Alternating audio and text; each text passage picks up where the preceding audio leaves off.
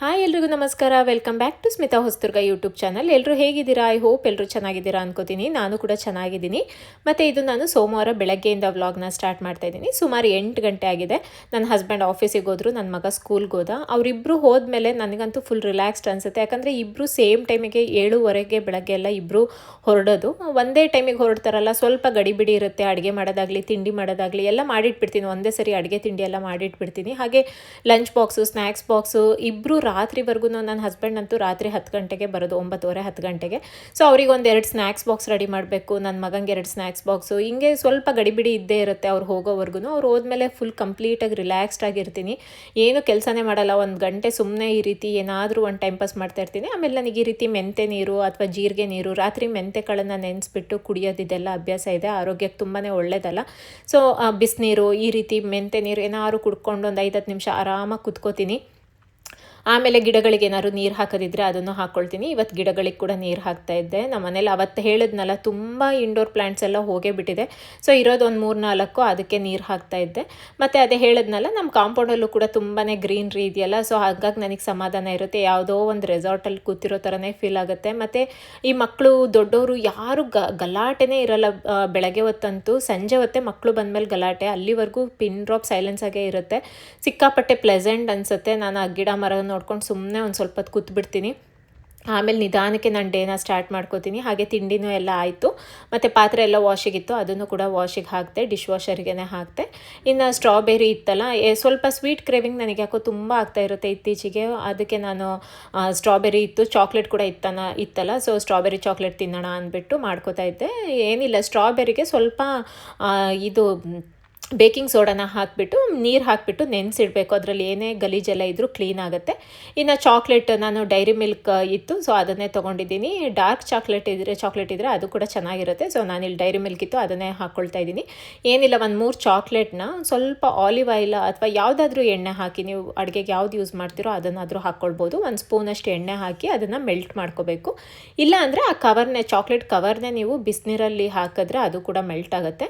ನಾನು ಪ್ಲಾಸ್ಟಿಕ್ ಅಲ್ಲ, ಸೊ ಬಿಸಿನೀರಲ್ಲಿ ಆ ಥರ ಡೈರೆಕ್ಟಾಗಿ ಹಾಕಲ್ಲ. ಚಾಕ್ಲೇಟಿಗೆ ಸ್ವಲ್ಪ ಆಲಿವ್ ಆಯಿಲ್, ಒಂದು ಅರ್ಧ ಚಮಚ ಆಲಿವ್ ಆಯಿಲ್ ಹಾಕಿಬಿಟ್ಟು ಅದನ್ನು ಬಿಸಿಲೇ ಮೆಲ್ಟ್ ಮಾಡ್ತೀನಿ. ತುಂಬಾ ಬಿಸಿ ಇಟ್ಕೋಬಾರ್ದು, ಸ್ವಲ್ಪ ಹಿಂಗೆ ಬಿಸಿ ಮಾಡಿಕೊಂಡು ಒಂದು ಸ್ವಲ್ಪ ಮೇಲೆ ಇಟ್ಕೊಂಡು ಮೆಲ್ಟ್ ಮಾಡ್ಕೋಬೇಕು. ನೋಡಿ ಇಲ್ಲಿ ಈ ರೀತಿ 3 ಚಾಕ್ಲೇಟ್ ಹಾಕ್ಕೊಂಡ್ರೂ ಇಷ್ಟಾಗಿದೆ. ನನಗಿದು ಸ್ಟ್ರಾಬೆರಿಗೆ ಸ್ವಲ್ಪ ಚಾಕ್ಲೇಟ್ ಅಲ್ಲ, ಜಾಸ್ತಿ ಚಾಕ್ಲೇಟ್ ಇದ್ದರೆ ಅದು ಟೇಸ್ಟ್ ಇಷ್ಟ ಆಗುತ್ತೆ. ನನಗಿದು ತುಂಬಾ ಇಷ್ಟ ಆಗುತ್ತೆ. ಸ್ಟ್ರಾಬೆರಿಗಾಗಲಿ, ಆರೆಂಜಿಗಾಗಲಿ ಈ ರೀತಿ ಚಾಕ್ಲೇಟ್ನ ಮೆಲ್ಟ್ ಮಾಡ್ಕೊಂಡು ಹಾಕ್ಕೊಂಡು ತಿಂತೀನಿ. ನಾನು ಫ್ರೀಝರಲ್ಲಿ ಇಟ್ಕೊಂಡು ತಿಂತೀನಿ. ಆರೆಂಜ್ ಎಲ್ಲ ತುಂಬ ಚೆನ್ನಾಗಿರುತ್ತೆ ಟೇಸ್ಟು. ಟ್ರೈ ಮಾಡಿ ನೋಡಿ. ಇಲ್ಲಿ ಸ್ಟ್ರಾಬೆರಿ ಎಷ್ಟು ನೀಟಾಗಿದೆ. ಆಮೇಲೆ ಇಲ್ಲೇ ಸ್ಟ್ರಾಬೆರಿ ಬೆಳೀತಾರೆ, ಮಹಾಬಲೇಶ್ವರದಲ್ಲಿ ಬೆಳೀತಾರಲ್ಲ. ಸೊ ಫ್ರೆಶ್ಶಾಗಿ ನಮಗಿಲ್ಲಿ ಸ್ಟ್ರಾಬೆರೀಸ್ ಎಲ್ಲ ಚೆನ್ನಾಗಿ ಸಿಗುತ್ತೆ. ಆಮೇಲೆ ಅಷ್ಟು ಹುಳಿ ಕೂಡ ಇರಲ್ಲ, ಸ್ವೀಟಾಗೇ ಇರುತ್ತೆ. ಸೊ ಅದಕ್ಕೆ ಇನ್ನೂ ಚಾಕ್ಲೇಟ್ ಹಾಕ್ಕೊಂಡು ತಿಂದ್ರೆ ಅಂತೂ ಇನ್ನೂ ತುಂಬಾ ಚೆನ್ನಾಗಿರುತ್ತೆ. ನನಗಿದು ಈ ಸೀಸನ್ ಬಂತು ಅಂದರೆ ನನ್ನ ಸ್ನ್ಯಾಕ್ ಬಂದುಬಿಟ್ಟು ಇದೇ ಆಗಿರುತ್ತೆ. ಸೊ ಅದನ್ನು ಹಾಕ್ಕೊಂಡೆಲ್ಲ ತಿಂತಾಯಿದ್ದೆ. ನನ್ನ ಫೇವ್ರೇಟ್ ಅಂತಲೇ ಹೇಳ್ಬೋದು ಇದು. ಮತ್ತು ರೀಸೆಂಟಾಗಿ ಕೂಡ ತಿಂದಿದ್ದೆ ಹೊರಗಡೆ. ಸೊ ಟ್ರೈ ಮಾಡೋಣ ಅಂತ ಮಾಡಿಕೊಂಡು ತಿಂದೆ. ನಂದು ಸ್ವೀಟ್ ಕ್ರೇವಿಂಗ್ ಕೂಡ ಹೋಯಿತು, ಹಾಗೆ ಹೆಲ್ದಿ ಕೂಡ ಆಯಿತು. ಇನ್ನು ತುಂಬ ದಿನದಿಂದ ಹೇರ್ ಫಾಲ್ ಆಗ್ತಾನೇ ಇತ್ತು. ಅದಕ್ಕೆ ಏನಾದರೂ ಇದಕ್ಕೊಂದು ರೆಮಿಡಿ ಹುಡುಕೊಳ್ಳೋಣ ಅಂದ್ಬಿಟ್ಟು ಈ ಆಯಿಲ್ನ ಮಾಡಿಟ್ಟಿದ್ದೀನಿ ಇವತ್ತು. ತುಂಬ ದಿನದಿಂದ ಅನ್ಕೋತಾನೆ ಇದ್ದೆ ಏನಾದರೂ ಹೇರ್ ಕೇರ್ ಮಾಡಬೇಕು ಅಂತ. ಅದೇನೋ ಗೊತ್ತಿಲ್ಲ, ನಾವು ಪದೇ ಪದೇ ಊರೆಲ್ಲ ಚೇಂಜ್ ಮಾಡ್ತೀವಲ್ಲ, ನೀರು ಚೇಂಜ್ ಆಗುತ್ತಲ್ಲ, ಅದು ಸಿಕ್ಕಾಪಟ್ಟೆ ಹೇರ್ ಫಾಲ್ ಆಗ್ತಾನೇ ಇದೆ. ಆಮೇಲೆ ಡ್ಯಾಂಡ್ರಫ್ ಕೂಡ ತುಂಬಾ ಆಗಿತ್ತು. ಸೊ ಇದು ಹೀಗೆ ಬಿಟ್ಟರೆ ಸರಿ ಇರಲ್ಲ ಅಂದ್ಬಿಟ್ಟು ಆಯಿಲ್ ಮಾಡಿಕೊಂಡೆ ನಾನಿವತ್ತು. ಮತ್ತು ಆಯಿಲಿಗೆ ಏನೇನು ಹಾಕ್ಕೊಳ್ತಾ ಇದ್ದೀನಿ ಅಂದರೆ, ರೋಸ್ಮೆರಿ ಲೀವ್ಸ್ ಹಾಕ್ಕೊಳ್ತಾ ಇದ್ದೀನಿ, ಫ್ರೆಶ್ ಲೀವ್ಸು. ನಾನು ಇದನ್ನು ಅಮೆಝಾನಲ್ಲಿ ಆನ್ಲೈನಲ್ಲಿ ತರಿಸ್ಕೊಂಡೆ. ನನಗಿಲ್ಲೆಲ್ಲೂ ಸಿಗಲಿಲ್ಲ, ಸೊ ಅಮೆಝಾನಲ್ಲಿ ಸಿಕ್ತು, ತರಿಸ್ಕೊಂಡೆ. ಇನ್ನು ಬೆಟ್ಟದ ನೆಲ್ಲಿಕಾಯಿ ಒಂದು 4 ಕಟ್ ಮಾಡಿ ಇಟ್ಕೊಂಡಿದ್ದೀನಿ. ಹಾಗೆ ಸ್ವಲ್ಪ ಕರಿಬೇವು, ಮತ್ತು 1-2 ಚಮಚ ಮೆಂತೆ ಕಾಳನ್ನು ಇಟ್ಕೊಂಡಿದ್ದೀನಿ. ಮತ್ತು 1-2 ಚಮಚ ಕಪ್ಪು ಜೀರಿಗೆ ಬರುತ್ತಲ್ಲ, ಅದನ್ನು ಇಟ್ಕೊಂಡಿದ್ದೀನಿ. ಇದು ಕೂಡ ನಾನು ಅಮೆಝಾನಲ್ಲೇ ಆರ್ಡ್ರ್ ಮಾಡ್ಕೊಂಡಿದ್ದು, ರೋಸ್ಮೆರಿ ಲೀವ್ಸು ಮತ್ತು ಕಪ್ಪು ಜೀರಿಗೆನ. ಹಾಗೆ ಇನ್ನು ಕೋಕೋನಟ್ ಆಯಿಲು, ಇದು ಮಾತ್ರ ನೀವು ಚೆನ್ನಾಗಿರೋ ಆಯಿಲ್ನೇ ತೊಗೋಬೇಕು. ನಾನು ಕೋಲ್ಡ್ ಪ್ರೆಸ್ಡ್ ಆಯಿಲ್ನ ತೊಗೊಂಡಿದ್ದೀನಿ. ಸೊ ಹಾಗೆ ಒಂದು ಈರುಳ್ಳಿನ ತೊಗೊಂಡಿದ್ದೀನಿ. ನಾವು ಕೇರಳದಲ್ಲಿದ್ವಲ್ಲ, ಅಲ್ಲಿ ಕೇರಳದವ್ರದ್ದು ತುಂಬ ಚೆನ್ನಾಗಿ ಕೂದಲೆಲ್ಲ ಬೆಳೀತಾ ಇತ್ತಲ್ಲ. ನಾನು ಅಲ್ಲೊಂದಿಬ್ರಿಗೆ ಕೇಳಿದ್ದೆ, ಏನು ಹಾಕ್ತೀರಾ ನೀವು ಕೂದಲಿಗೆ ಅಂತ. ಅವ್ರು ಹೇಳಿದರು, ಈ ಜಸ್ಟ್ ಆನಿಯನ್ನ ಕ್ರಷ್ ಮಾಡಿಬಿಟ್ಟು ಆ ರಸ ತೆಗೆದುಬಿಟ್ಟು ಕೊಬ್ಬರಿ ಎಣ್ಣೆ ಜೊತೆ ಬಿಸಿ ಮಾಡಿ ಹಚ್ಕೋತೀವಿ ಅಂತ ಹೇಳ್ತಾಯಿದ್ರು. ನಾನು ಅಲ್ಲಿರುವಾಗ 1-2 ಸರಿ ಹಚ್ಕೊಂಡಿದ್ದೆ, ಅದು ವರ್ಕ್ ಆಗಿತ್ತು. ಮತ್ತು ಅದು ಮರ್ತೇ ಹೋಗ್ಬಿಟ್ಟಿದ್ದು, ಬಿಟ್ಟಿದ್ದೆ. ಸೊ ಇವಾಗ ಇದಕ್ಕೆ ಆಯಿಲಿಗೆ ಸೇರಿಸೋಣ ಅಂದ್ಬಿಟ್ಟು ಸೇರಿಸ್ತಾ ಇದ್ದೀನಿ. ಏನಿಲ್ಲ, ಈ ಆಯಿಲ್ನ ಹಾಕಿ ಆಮೇಲೆ ಇದೆಲ್ಲ ಇಂಗ್ರೀಡಿಯೆಂಟ್ಸ್ನ ಹಾಕಬೇಕು. ಮೆಂತೆ ಮೆಂತೆಕಾಳು, ಕಪ್ಪು ಜೀರಿಗೆ, ಆಮೇಲೆ ರೋಸ್ಮೆರಿ ಲೀವ್ಸು. ನನಗೆ ಈ ರೋಸ್ಮೆರಿ ಲೀವ್ಸ್ದು ಸ್ಮೆಲ್ ಆಗಿರ್ಬೋದು, ಆ ಫ್ರ್ಯಾಗ್ರೆನ್ಸ್ ಆಗಿರ್ಬೋದು ಸಿಕ್ಕಾಪಟ್ಟೆ ನನಗೆ ಇಷ್ಟ ಆಯಿತು. ಇದು ಫಸ್ಟ್ ಟೈಮ್ ನಾನು ಕೂಡ ಈ ಆಯಿಲ್ನ ಯೂಸ್ ಮಾಡ್ತಾ ಇರೋದು. ತುಂಬ ಚೆನ್ನಾಗಿ ಅನ್ನಿಸ್ತು, ನೀವು ಟ್ರೈ ಮಾಡಿ ನೋಡ್ಬೋದು. ಹಾಗೆ ನೆಲ್ಲಿಕಾಯಿನ ಹಾಕ್ಕೊಳ್ತಾ ಇದ್ದೀನಿ. ಮತ್ತು ತುಂಬ ಜನ ಅಲೋವೆರಾನ ಹಾಕ್ತಾರೆ. ಅಲೋವೆರಾನ ಆ್ಯಕ್ಚುಲಿ ಹಾಕ್ಕೋಬೋದು, ಆದರೆ ಏನು ಮಾಡಬೇಕಂದ್ರೆ ಅಲೋವೆರಾನ ತುಂಬ ಹೊತ್ತು ಬಿಟ್ಕೊಳ್ಳೋಕ್ಕಾಗಲ್ಲ. ಒಂದು ಅರ್ಧ ಗಂಟೆ 1 ಗಂಟೆಯಲ್ಲೇ ಸ್ನಾನ ಮಾಡಬೇಕಾಗತ್ತೆ ನೀವು ತಲೆಗೆ. ಹಾಗಾಗಿ ನಾನು ಅಲೋವೆರಾನ ಹಾಕ್ಕೊಳ್ತಾ ಇಲ್ಲ. ಮತ್ತು ಸ್ವಲ್ಪ ಕರಿಬೇವನ್ನ ಹಾಕ್ಕೊಂಡಿದ್ದೀನಿ. ಅಲೋವೆರಾ ಕೂಡ ಒಳ್ಳೆಯದೇ, ಆದರೆ ಅದೇ ತುಂಬ ಹೊತ್ತು ಬಿಡ್ಕೋಬಾರ್ದು ಅಲೋವೆರಾ ಹಾಕಿದ ನಂತರ. ಅದಕ್ಕೆ ನಾನು ಯಾವಾಗಲೂ ಅದನ್ನು ಸಪ್ರೇಟಾಗಿ ಅಲೋವೆರಾ ಜೆಲ್ನ ಹಚ್ಚಿಬಿಟ್ಟು ತಲೆ ಸ್ನಾನ ಮಾಡಿಬಿಡ್ತೀನಿ ತಕ್ಷಣವೇ. ಹಾಗೆ ಒಂದು ಈರುಳ್ಳಿನ ಕಟ್ ಮಾಡ್ಕೊಂಡು ಹಾಕ್ಕೊಳ್ತಾ ಇದ್ದೀನಿ. ಇವಾಗ ಇದನ್ನು ಚೆನ್ನಾಗಿ ಕುದಿಸ್ಕೊಳ್ಬೇಕು. ಕಂಪ್ಲೀಟಾಗಿ ಇದು ಕಪ್ಪಾಗಬೇಕು, ಆ ರಸ ಎಲ್ಲ ಪೂರ್ತಿಯಾಗಿ ಇಳ್ಕೋಬೇಕು ಎಣ್ಣೆಗೆ. ಸೊ ಅಲ್ಲಿವರೆಗೂ ಮೀಡಿಯಮ್ ಫ್ಲೇಮಲ್ಲಿ ಇಟ್ಕೊಂಡು ಏನಿಲ್ಲ ಅಂತ ಅಂದರೂ ಒಂದು ಅರ್ಧ ಗಂಟೆ ಆದರೂ ಇದನ್ನು ಕುದಿಸ್ಕೊಳ್ಬೇಕು. ಒಂದು 20-25 ನಿಮಿಷ ಆದರೂ ಕುದಿಸ್ಕೊಳ್ಳೇಬೇಕು. ನೋಡಿ ಇಲ್ಲಿ ಒಂದು 10 ನಿಮಿಷ ಆದ ನಂತರ ತೋರಿಸ್ತಾ ಇದ್ದೀನಿ. ಇನ್ನೂ ಅಷ್ಟು ಕಪ್ಪಾಗಿಲ್ಲ. ಸೊ ಇನ್ನೂ ಕುದಿಸ್ಕೊಳ್ತಾನೆ ಇದ್ದೀನಿ ಮೀಡಿಯಮ್ ಫ್ಲೇಮಲ್ಲೇ ಇಟ್ಕೊಂಡು.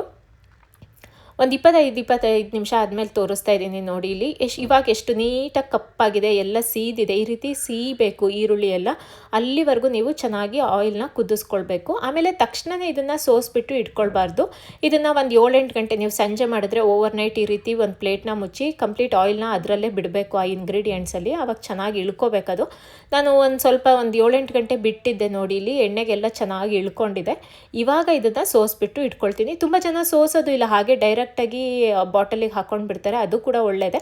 ನಾನು ಅದು ಹಚ್ಕೊಳ್ಳುವಾಗೆಲ್ಲ ಮಧ್ಯೆ ಮಧ್ಯೆ ಸಿಕ್ಕರೆ ಚೆನ್ನಾಗಿರಲ್ಲ ಅಂದ್ಬಿಟ್ಟು ಒಂದು 7-8 ಗಂಟೆ ಬಿಟ್ಟು ನಂತರ ಸೋಸ್ಬಿಟ್ಟು ಇಟ್ಕೊಳ್ತೀನಿ. ಒಂದು ಗ್ಲಾಸಿನ ಜಾರಿಗೆ ಸೋಸಿ ಇಟ್ಕೊಂಡು ಬಿಡ್ತೀನಿ. ಇದೇನಿಲ್ಲ ಅಂದರೂ ಒಂದು 3-4 ತಿಂಗಳಂತೂ ಈ ಆಯಿಲ್ ಆಗುತ್ತೆ. ವಾರಕ್ಕೆ ಒಂದು 2 ಸರಿ ಆದರೂ ಇದನ್ನು ಹಚ್ಕೊಂಡು ತಲೆ ಸ್ನಾನ ಮಾಡಬೇಕು. ತುಂಬಾ ಚೆನ್ನಾಗಿರುತ್ತೆ. ನಾನು ಕೂಡ ಇದು ಫಸ್ಟ್ ಟೈಮೇ ಅಪ್ಲೈ ಮಾಡ್ತಾ ಇರೋದು. ಒಂದು ಸರಿ ಇದನ್ನು ಮೊನ್ನೆ ಹಚ್ಕೊಂಡ್ಬಿಟ್ಟು ನಾನು ಹೇರ್ ವಾಶ್ ಮಾಡಿಕೊಂಡೆ. ಎಷ್ಟು ಹೇರ್ ಫಾಲ್ ಕಡಿಮೆ ಆಯಿತು ಅಂದರೆ ನನಗೆ ಆಶ್ಚರ್ಯ ಆಯಿತು. ದಿನ ಯಾವಾಗಲೂ ಎಷ್ಟು ಹೇರ್ ಫಾಲ್ ಆಗ್ತಾಯಿತ್ತು. ಇದು ಒಳ್ಳೆ ರಿಸಲ್ಟ್ ಬರುತ್ತೆ ಅಂತ ಅನ್ನಿಸ್ತಿದೆ. ಏನಿಲ್ಲ ಅಂದರೂ ಒಂದು 6-7 ತಿಂಗಳಾದರೂ ಹಚ್ಕೋಬೇಕು ಇದು ಕಂಪ್ಲೀಟ್ ರಿಸಲ್ಟ್ ಬರೋಕ್ಕೆ ಕಂಟಿನ್ಯೂಸ್ ಆಗಿ. ಸೊ ನಾನು ಕೂಡ ಅದನ್ನು ಟ್ರೈ ಮಾಡೋಣ ಅಂತ ಅಂದ್ಕೊಂಡಿದ್ದೀನಿ. ಬಟ್ ಒಂದು ಸರಿ ಹಚ್ಕೊಂಡಾಗ ನನಗೆ ತುಂಬಾ ಚೆನ್ನಾಗಿ ಅನ್ನಿಸ್ತು. ಹೇರ್ ಕೂಡ ಸಿಕ್ಕಾಪಟ್ಟೆ ಸಾಫ್ಟ್ ಆಯಿತು. ಮತ್ತು ಡ್ಯಾಂಡ್ರಫ್ ಕೂಡ ಒಂದೇ ಒಂದು ಅಪ್ಲೈಗೆ ಎಷ್ಟು ಕಡಿಮೆ ಆಗಿದೆ ಅಂದರೆ ನನಗೆ ಆಶ್ಚರ್ಯ ಆಗ್ತಿದೆ, ಅಷ್ಟು ಚೆನ್ನಾಗಿ ಅನಿಸ್ತು. ಕಂಪ್ಲೀಟಾಗಿ ಇದನ್ನು ಸ್ಕ್ಯಾಲ್ಪಿಗೆ ಹಚ್ಚಬೇಕು. ಈ ರೀತಿ ಬಗೆ ಬಗೆ ಮಾಡಿ ಕೂದಲನ್ನ ಸ್ಕ್ಯಾಲ್ಪಿಗೆ ಹಚ್ಚಿ ಒಂದು 10-12 ನಿಮಿಷ ಮಸಾಜ್ ಮಾಡ್ಕೋಬೇಕು. ಆಮೇಲೆ ಒಂದು 3-4 ಗಂಟೆ ಬಿಟ್ಟು ತಲೆಗೆ ಸ್ನಾನ ಮಾಡ್ಕೊಳ್ಬೇಕು. ಓವರ್ನೈಟ್ ಎಲ್ಲ ಬಿಡಬಾರ್ದು ಇದು ಆಯಿಲ್ನ. ಸೊ ಇದು ಹೇರ್ ಆಯಿಲ್ ಆಗಿದೆ. ಇನ್ನು ಸಂಜೆ ನನ್ನ ಹಸ್ಬೆಂಡ್ ಯಾಕೋ ಇವತ್ತು ಬೇಗ ಬಂದರು. ಸೊ ಅವ್ರು ಬೇಗ ಬರೋದೇ ಅಪರೂಪ ಅಲ್ಲ, ಯಾವಾಗಾದರೂ ಅಪರೂಪಕ್ಕೆ ಈ ರೀತಿ ಬೇಗ ಬರೋದು. ಇವತ್ತು ಬೇಗ ಬಂದಿದ್ರಲ್ಲ, ನನ್ನ ಮಗ ಹೊರಗಡೆ ಏನಾದರೂ ತಿನ್ಕೊಂಡು ಬರೋಣ, ಯಾಕಂದರೆ ಅವ್ರು ಬರೋದೇ ಅಪರೂಪ ಅಲ್ಲ. ಹಾಗಾಗಿ ಅವನಿಗೂ ಯಾಕೋ ಖುಷಿ ಆಯಿತು, ನಾನು ಪಾನಿಪುರಿ ತಿನ್ನಬೇಕು ಅಂತ ಹೇಳ್ತಾ ಇದ್ದ. ಸರಿ ಹೋಗೋಣ ಅಂದ್ಬಿಟ್ಟು ಹೊರಗಡೆ ಸಂಜೆ ಒಂದು 7-7:30 ಸುಮಾರಿಗೆ ಹೊರಗಡೆ ಹೋಗಿದ್ವಿ. ಇಲ್ಲೇ ನಮ್ಮನೆ ಹತ್ತಿರದಲ್ಲೇ ಒಂದು ಮಾಲ್ ಥರ ಇದೆ ಚಿಕ್ಕದಾಗಿ, ಅಲ್ಲಿಗೆ ಹೋಗಿದ್ವಿ. ಇನ್ನು ಅವನು ಪಾನಿಪುರಿ ಎಲ್ಲ ತಿನ್ಕೊಂಡ, ನಾನು ಫ್ರೆಂಚ್ ಫ್ರೈಸ್ ಎಲ್ಲ ತಿಂದ್ಕೊಂಡು ಆಮೇಲೆ ಜ್ಯೂಸ್ ಎಲ್ಲ ಕುಡ್ಕೊಂಡು ಮನೆಗೆ ಬಂದು ಮತ್ತೆ ಅಡುಗೆ ಮಾಡಿಕೊಂಡು ಒಂದು ಸ್ವಲ್ಪ ಎಲ್ಲ ಅಲ್ಲೇ ತಿಂದಿದ್ವಲ್ಲ, ಸೊ ರಸಮ್ ರೈಸ್ ಮಾಡಿಕೊಂಡು ಊಟ ಮಾಡಿ ಮಲ್ಕೊಂಡ್ವಿ. ಇದಾಗಿತ್ತು ನಮ್ಮ ಸೋಮವಾರದ ವ್ಲಾಗ್. Thank you.